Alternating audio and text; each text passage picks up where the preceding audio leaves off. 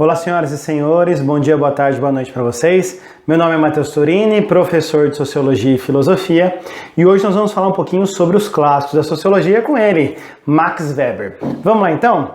Pessoal, é o seguinte, nós já falamos um pouquinho sobre os dois clássicos anteriores. O critério adotado para nós falarmos desses autores é o critério histórico, então por isso que nós começamos com Karl Marx, Émile Durkheim, e agora nós vamos falar do caçula, o tal do Max Weber. Pessoas, Max Weber foi de extrema importância para a história da Alemanha, tá? Se a gente volta, por exemplo, lá na Primeira Guerra Mundial, o Weber, ele teve presente no Tratado de Versalhes, foi um dos conselheiros do Tratado de Versalhes, e ele também esteve presente na hora de redigir, de fazer aí a Constituição da República de Weimar, que foi a Constituição que a Alemanha precisou fazer após o período de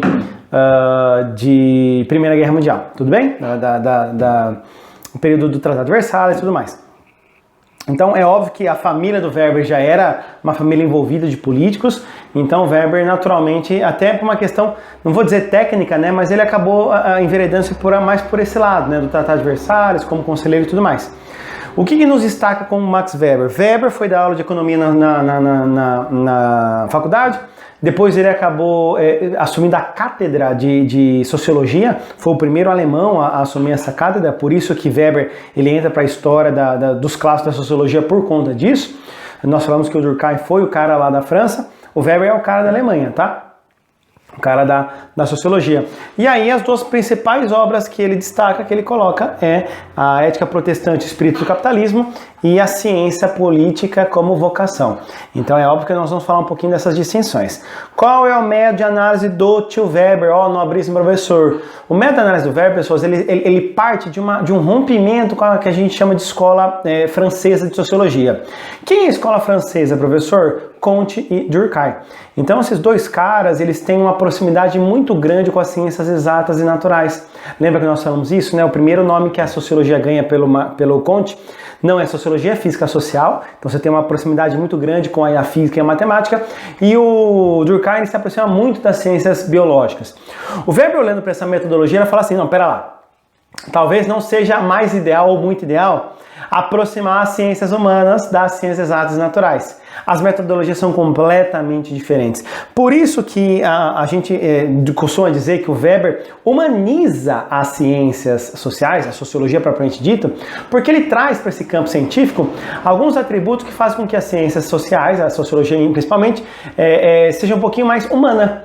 Ok? Com características das ciências humanas, nasce aí o método compreensivo. Professor, o que é o método compreensivo do tio Weber, professor? Olha o nome, compreensivo. O método é assim, não dá para usar quantificações, não dá para usar números, exatidões, mas dá para usar uma busca pela compreensão da ação do sujeito.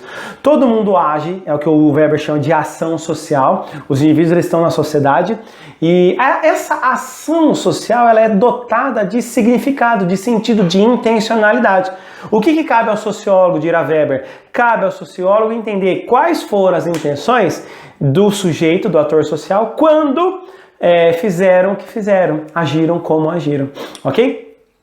Por isso que o método compreensivo é justamente nesse intuito do quê? De analisar, de compreender como é que a ação social dos indivíduos vai ser motivada. Então as pessoas todas elas vão para a escola, mas elas não têm a mesma motivação. Pessoas vão trabalhar, mas a motivação pode ser diferente. Pessoas se casam, namoram, mas a motivação é diferente. Por isso, pessoas que para Weber, por exemplo, não dá para você comparar sociedades e comparar períodos históricos. Cada sociedade vai ser fruto da sua época e cada sociedade ela tem um significado. Se a gente fosse perguntar assim, por exemplo, para Comte, dá para a gente comparar as taxas de homicídio na Itália e no Brasil? O Comte diria, dá. Pergunte para Marx, dá para comparar? Marx diria, dá. Pergunte para Durkheim, dá para comparar? Durkheim diria, dá. Agora pergunte para Weber deve dizer, não. Por quê? Porque as motivações que levam ao assassinato, ao homicídio, né, lá na Itália é diferente das motivações presentes no Brasil.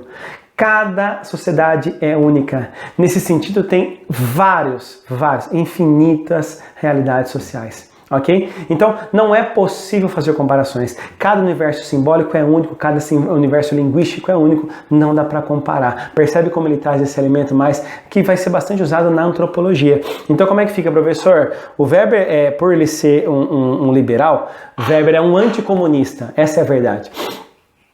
O Weber é um anticomunista, ele é bastante categórico nesse campo, nesse espectro político, né? Só que como é que ele identifica, então? Já que ele é um liberal, ele tende a entender que a estrutura social, a estrutura da sociedade, ela é inferior à ação do indivíduo. A sociedade, diria Durkheim, ela reproduz o indivíduo e aí o indivíduo acaba sendo um pau mandado da sociedade. Isso é Durkheim. O Weber se opõe a Durkheim. Fala, não, a sociedade muda e as estruturas sociais são construídas por indivíduos. Então a ação social do indivíduo permite com que eles ajam de maneira bastante livre, e essa liberdade permite com que a sociedade se estruture de acordo com as decisões do indivíduo. Tudo bem? Então, os indivíduos, eles estão, na verdade, mas e a dinâmica dos papéis sociais? É mais ou menos isso, né? Os indivíduos são atores sociais, existem papéis sociais. Dependendo da dinâmica, para usar essa linguagem de teatro, que o Erving Goffman vai trabalhar bem mais incisivamente do que o próprio Weber, o indivíduo seria então esse ator que vai atuando. E conforme ele vai atuando, pessoas, é ele que improvisa, é ele que dá toda a característica da cena, para a gente usar essa linguagem teatral. Por isso, pessoas, que para Weber, ao invés de prestar atenção nas limitações da estrutura social, preste atenção na ação social. O indivíduo, ele consegue romper com essas estruturas porque ele age, ele atua, ok? Ele tem poder de transformação. Tudo bem, pessoas? Aí, como é que a fins metodológicos eu analiso, professor? Porque aí essa é a nossa grande questão. O Weber criou uma técnica, um método que a gente pode chamar de tipos ideais.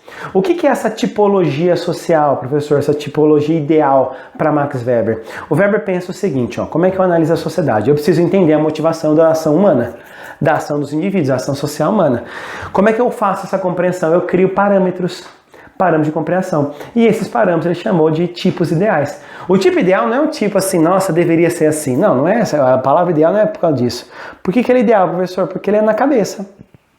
Ele é ideal. Eu olho para a realidade, mas eu crio tipos. A realidade é muito mais complexa, muito mais orgânica do que isso. Mas esses tipos me ajudam a orientar. Ou seja, de maneira geral, as pessoas, para Weber, acabam criando tipos dentro da estrutura social. Sabe tem uns videozinhos aí no YouTube e tal? Tipos de professor, tipos de aluno, tipos de namorado, tipos de pessoas que vão à academia. Tudo isso, pessoas, é uma análise weberiana. Porque, tem aquele tipo de aluno que é assim, mas tem aquele tipo de aluno que é assado. Isso é Weber. Isso é categorizar os cidadãos dentro da estrutura social. E Weber propõe para a gente pensar sempre a partir de 4 tipos ideais. Vou substituir. De maneira geral, essa é a grande questão, de maneira geral, os indivíduos, eles agem de maneira geral, eles agem pautados por 4 tipos gerais. Esses tipos são o tradicional, o afetivo, racional por valores e racional por fins. O que é o tipo racional tradicional, professor? Movido pela tradição.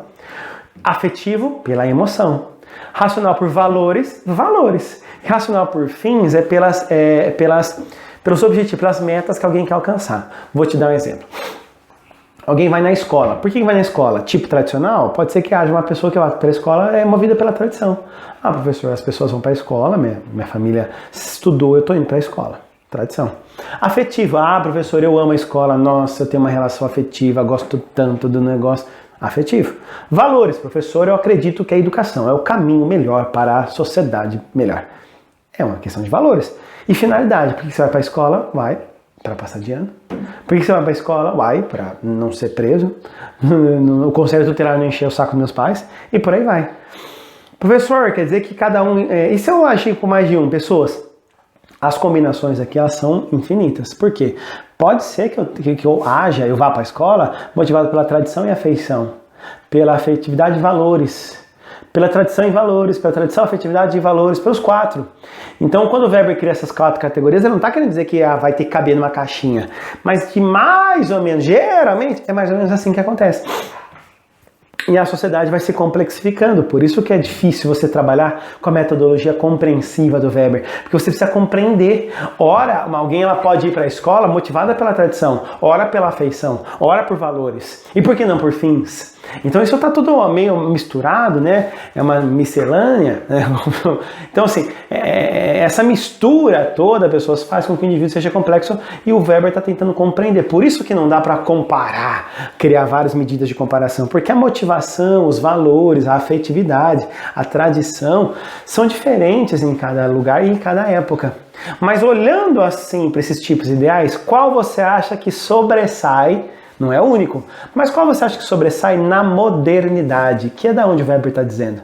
Weber escreve a sua metodologia já na passagem do século XIX para o XX, então as obras mais preciosas deles vão estar no século XX, né? Essa é a verdade. Então o Weber está vendo uma sociedade já do século XX. O que o Weber identifica? Que a motivação maior das pessoas para poder agir, ela é racional por fins. Ou seja, as pessoas agem de maneira a querer alcançar resultados.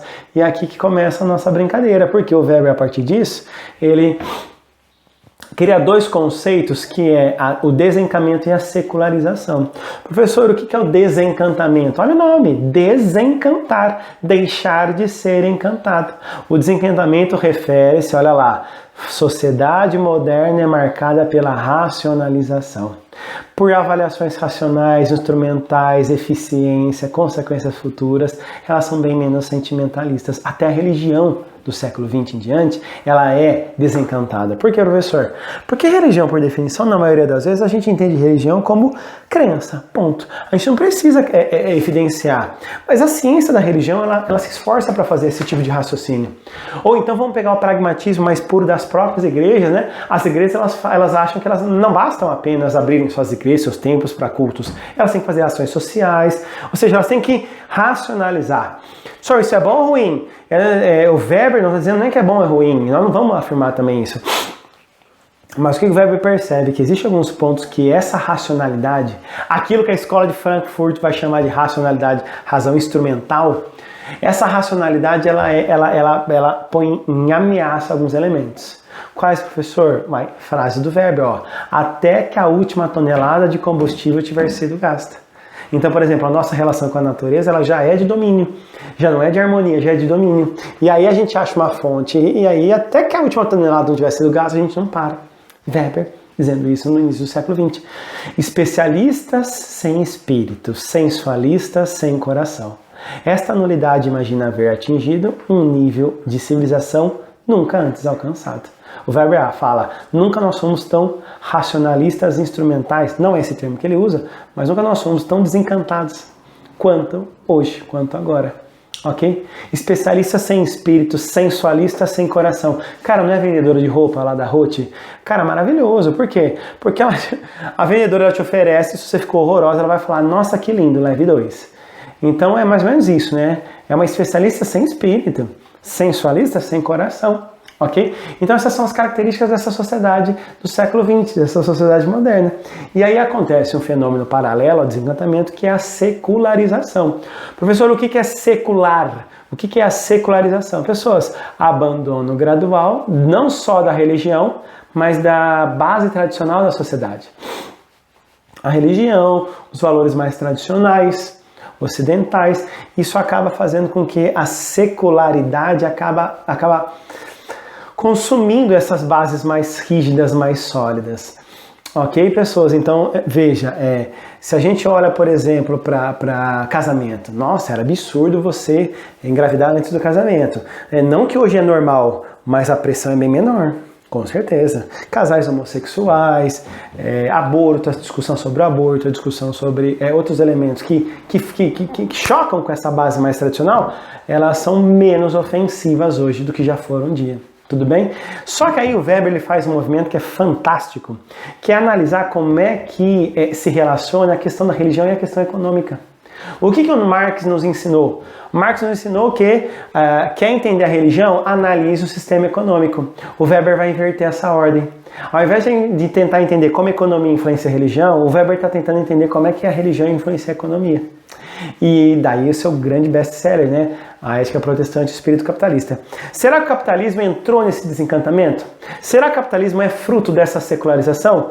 E a resposta é sim, né? Capitalismo não é capital. Capitalismo não é dinheiro, não é ambição, não é cobiça. Por quê, professor? Porque, veja, sempre teve dinheiro, sempre teve ambição, sempre teve cobiça na história da humanidade. Dinheiro no sentido de riqueza, tá? Não estou dizendo de dinheiro monetário, sim, dólar, real. Mas o capitalismo, pessoas, se ele fosse só dinheiro, só desenvolvimento, só cobiça, cara, a gente teria desenvolvido o capitalismo nos países que eram potências na época do século XVI e XVII, né? Então, por exemplo, o capitalismo vai nascer no centro dos Estados Unidos, na Inglaterra, mas as economias na época do século XVI, a expansão marítima e tal, a economia é chinesa, a economia ponta é Índia, é Oriente Médio. Então você fala, por que o capitalismo não nasceu nesses lugares? E o Weber tem uma tese. Qual que é a tese, professor? Que o capitalismo é a modernização e a racionalização. Então, onde essa racionalização aconteceu primeiro, ela motiva o capitalismo a acontecer. E aí o Weber vai tentar compreender o papel da religião nessa brincadeira toda. E o que ele se depara no século XVI? Com o protestantismo. 1517, você lembra muito bem, né? O protestantismo, a reforma protestante dá início com Martinho Lutero, e o protestante, pessoas, vai bater, por exemplo, contra a proibição da usura da Igreja Católica, contra as indulgências. Então, tudo aquilo que envolvia finanças, que indulgência era eu pagar pelo céu.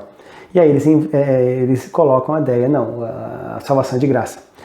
A usura, que a Igreja Católica proibia acumular, eles falavam, não, pode acumular sim. Então, eu não sei se você percebeu. O protestantismo, dirá Weber, estou aqui no papel de Weber, tá, pessoas? Brigue com Weber. O protestantismo, de alguma forma, dialoga com essa dimensão econômica da sociedade. E essa dimensão econômica da sociedade, ela se apresenta exatamente pelo protestante, e não necessariamente pelo católico, que até então, né? O que é que o Weber observa? Que tem alguns pontos, principalmente no calvinismo, que cruza a ética do protestante e o espírito do capitalismo. É o nome do livro dele. Ou seja, a forma de vida que o protestante possui, ela influencia diretamente na estruturação do espírito capitalista. O senhor me dá um exemplo, eu vou dar um exemplo para você. É o problema da salvação. Os protestantes bateram muito nessa tecla. A salvação é ou não de graça? A salvação é ou não gratuita? E o que é que o Weber identifica no discurso, principalmente calvinista? Que não começa com Lutero, né? Não, a salvação é de graça. Por quê? Para pensar comigo. Deus já sabe de tudo. Se Deus é onisciente, então ele já sabe se você vai para o céu ou para o inferno. Não há nada que você possa fazer, dirá os calvinistas, que mude a ideia de Deus, ou que mude o que Deus já sabe. Não é a ideia dele, é o que Deus já sabe. Deus, ele conhece o passado? Sim. Conhece o presente? Sim. Conhece o futuro. Então não faz sentido você achar que Deus não saiba para onde você vai. Ah, não, senhor, eu acho que ele não sabe. Então ele não é onisciente. Quebramos um dos atributos de Deus. É por isso que para Weber, pessoas, o que o protestantismo coloca? A ideia de que é de extrema importância entender como é que Deus lida com essa questão. Porque assim, não é que Deus quis descobrir se vai para o céu ou para o inferno porque ele estava sem fazer nada. É porque ele é onisciente. Ele é Deus e por uma simples questão de qualidade do atributo divino, ele já sabe. Ele já sabe. Então, os protestantes vão bater o seguinte: salvação não é um problema nosso. Salvação é um problema de Deus. Pronto, beleza. Só que se ele sabe, eu não sei. Eu que estou aqui embaixo não sei se sou para o céu ou para o inferno. Nobríssimo professor. É por isso então que para Lutero, para Calvino, para os protestantes, você tem um problema ético a ser resolvido. O que nós vamos ficar fazendo aqui embaixo? Se salvação é um problema de Deus, então a gente abandona os mandamentos? Claro que não. Então o que a gente vai fazer então? O Calvino propõe. O Calvino propõe uma teoria, uma teologia da salvação, que é aquela. Vamos resumir o calvinismo em 5 pontos? Resumido, resumo. Se você for calvinista, eu sei que é muito mais complexo e eu peço perdão. Mas é uma aula que eu preciso fazer síntese. Então, houve uma depravação total. Quando Adão e Eva caíram, o ser humano não tem condições, não tem mais condições de se salvar, porque está contaminado pelo pecado. Então é como se eu tentasse me tirar pelo cabelo da areia meio movediça, não consigo, eu preciso de um terceiro, ok? Então essa eleição incondicional, o segundo ponto, é justamente quando Deus fala, é Ele quem vai ter que te salvar. Mas essa expiação é limitada, ela não é para todo mundo. Ela não é para todo mundo, Deus não vai salvar todos. Por quê? Não é porque Ele não quer, é porque as pessoas recusaram a sua salvação. E Ele já sabe quem vai recusar e quem não vai recusar. Mas eu não sei. Então, como é que eu sei, professor? Pelas ações que eu faço? Não. Porque se a graça vem de Deus, nada que eu faça aqui embaixo me salva. Se eu for uma boa pessoa, não há garantias que irei para o céu. Se eu for um ladrão também, não há garantias que eu vá para o inferno. Por quê, professor? Porque no momento certo, ponto 4, haverá uma graça irresistível que, sem perguntar para mim, me levará para os braços do Pai. E aí vem a preservação dos santos, né? Ou seja, a manutenção dessa vida que vai me levar lá para o céu e lá também serei preservado. Eu não sei se você entendeu então, pequenos. Se o problema da salvação está com Deus, o que eu e você vamos ficar fazendo aqui na Terra? Calvino vai propor o quê? Trabalha. Porque o trabalho, pessoas, é resistir ao diabo. Lembra daquela frase? Mente vazia, oficina do diabo. Então vai trabalhar. Sabe quando você começa a pensar coisa ruim, aí você fala para alguém, sua mãe fala assim, ai, vai fazer alguma coisa, vai orar, vai lavar uma louça, vai trabalhar. Para sua mente ficar ocupada pelos pensamentos de Deus. Trabalhar é obter a bênção de Deus. Por quê? Porque Deus ajuda quem cedo madruga. Trabalhar pode me preparar para períodos de escassez. Lembra do José no Egito? Se você não leu a Bíblia, você assistiu Record, na mesma? É isso aí, cara. E poder ajudar os necessitados. Inclusive, não tem algo ruim sobre trabalhar. Então a proposta do Calvino é simples, vamos trabalhar. A ética do protestante vai ser essa, vamos trabalhar. Só que veja, aonde eu enquadro esse discurso? Qual discurso, professor? Esse aqui, ó, vamos supor que eu diga assim para você, olha, nós vamos... mamãe fala com muito orgulho para você, né? Ai, filho, filha, Félix, você vai estudar, vai fazer cursinho, vai ter aulas com o professor Mateus, vai passar no vestibular, vai fazer faculdade, vai abrir seu consultório, vai ter um monte de empregado, vai comprar sua casa, seu carro, vai ter um monte de empregado para trabalhar para você, vai explorar eles pela mais-valia. Parou. Eu não sei se o senhor percebeu, mas nesse exato momento, esse discurso, ele é protestante ou ele é capitalista? A ética protestante é o espírito do capitalismo. Quem está dizendo isso, pessoas, não vai encher minha paciência, que eu não estou afim? É Max Weber, um anticomunista clássico. Então, quando ele faz essas afirmações, não é que ele está criticando o capitalismo, mas ele está vendo que a ética protestante fundamenta o espírito do capitalismo. E esses valores acabam legitimando, por isso que Inglaterra, um país do anglicanismo, e Estados Unidos, um país do puritanismo, eles desenvolveram muito bem o capitalismo, porque eles tinham um valor seguido que permitia esse desenvolvimento acontecer, para Max Weber. Tudo bem, pessoas? Maravilha? Sussa? Então você percebeu que o Weber, pequenos, ao identificar essas estruturas, ele é diferente do Marx. O Marx, ele propõe uma revolução. E aí, o que o Weber propõe, professor? Pequenos, o Weber propõe uma organização. A teoria da burocracia é inventada por Weber. Senhor, mas aquela burocracia, quando você fala burocracia, na minha cabeça vem um monte de papel. Mas o Weber, ao criar a burocracia, ele está dizendo o seguinte, ó, o Estado moderno é um Estado burocrático. Ou seja, ele tem funções, ele precisa deixar delimitado, ele precisa administrar a vida das pessoas. Então, qual que seria a melhor forma da gente não revolucionar a sociedade? A gente precisa organizar ela. E a burocracia serve para isso, né? A burocracia, ela faz com que as pessoas... Porque para pensar. A gente tem número de CPF, número de RG, número de matrícula na universidade, isso é uma forma de organização parcial. Imparcial, impessoal. Para que ninguém seja prejudicado e todos consigam ter a sua vida validada. Então esse tipo de mecanismo, um RG, um CPF, são elementos de burocratização, que ajudam o Estado de maneira impessoal a organizar a vida social. Tudo bem?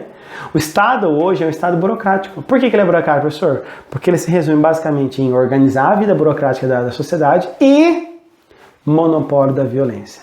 A característica do Estado é o monopólio da violência. Só que o que é o monopólio da violência? Ninguém está autorizado a agredir o coleguinha, mas o Estado está. Pelas Forças Armadas, né? Polícia, Exército, Marinha, Aeronáutica. Milícias não. Alguém avisa lá o pessoal do Rio de Janeiro que milícias não rola, não. Mas eu não sei se você percebeu, pequenos. O Estado que tem todo esse aparato burocrático para organizar, ele tem o monopólio da violência também. E o Estado também, por sua vez, também pode ter 3 tipos diferentes de dominação, de poder. Porque dominação é a chance de encontrar obediência. Então o poder é o mecanismo para alcançar a dominação. Tem 3 tipos de poderes para Weber, ou 3 tipos de dominação para Weber, que é o poder tradicional, poder ou dominação tradicional, poder ou dominação carismática, poder ou dominação racional legal, tudo bem? O que é o poder tradicional? Olha aí os tipos ideais. Tradicional, pessoas movidas pela tradição, tudo bem? Então, por exemplo, eu considero elemento sagrado o Papa, o coronelismo, então existem algumas tradições que fazem com que esse poder se mantenha. Tudo bem? A família é um tipo de dominação, né? Poder carismático. O que é o poder carismático, professor? É a carisma do líder, né? Carisma da chefia, da liderança, né? E aqui, pessoas, eu posso citar Getúlio Vargas, eu posso citar Lula e Bolsonaro. Eu posso, já que eu falei do Bolsonaro, eu posso citar Mussolini, eu posso citar Hitler, eu posso citar uma figura bastante populista, né? Popular, era o Hugo Chávez na Venezuela. Então todos esses elementos, pessoas, todas essas figuras, eles se aproveitam da sua popularidade, do carisma, por isso o poder é carismático. E aí tem o poder racional legal. O poder racional legal é nada mais nada menos do que pela lei. O Estado exerce poder racional legal. A polícia, o exército, o Estado exigem esse poder racional legal. E para nós concluirmos, pessoas, eu vou concluir com Weber num elemento bastante contemporâneo, que é a discussão sobre a neutralidade. Pessoas, Weber, por mais que ele seja, ou que ele tivesse querido transformar a sociologia numa sociologia mais humana, ele acaba fazendo a defesa no meio da sua tese, principalmente no texto que ele publicou em 1919, A Ciência e a Política como Vocação, ele acaba dando a entender que é possível haver uma neutralidade, mas é preciso ter ressalvas. A vocação política ela é diferente da vocação científica. A vocação política é aquele cara da militância, aquela pessoa que usa militância, aquela pessoa engajada, senso de proporção, engajamento social. Então a vocação política ela está diretamente ligada com essa militância que as pessoas fazem em torno de ideias. Tudo bem? Então, vamos pensar que o Weber pensa na vocação política como todo mundo tem sua vocação política, porque a gente não é neutro em vários dos nossos valores, nossas preferências. Mas o que é a vocação científica? A vocação científica, pessoas, é a tendência para o neutro. Weber acredita que é possível uma neutralidade, ó que bonito que eu vou falar agora, hein? Uma neutralidade axiológica. Todas as ciências são autônomas, porque eles têm pressupostos e nenhuma serve para outra. Ponto. Mas o cientista, ele tende a ser neutro. E sabe qual é o exemplo que ele dá para poder exemplificar essa diferença do político para o cientista? A escola. Ele vai dizer assim, veja o professor.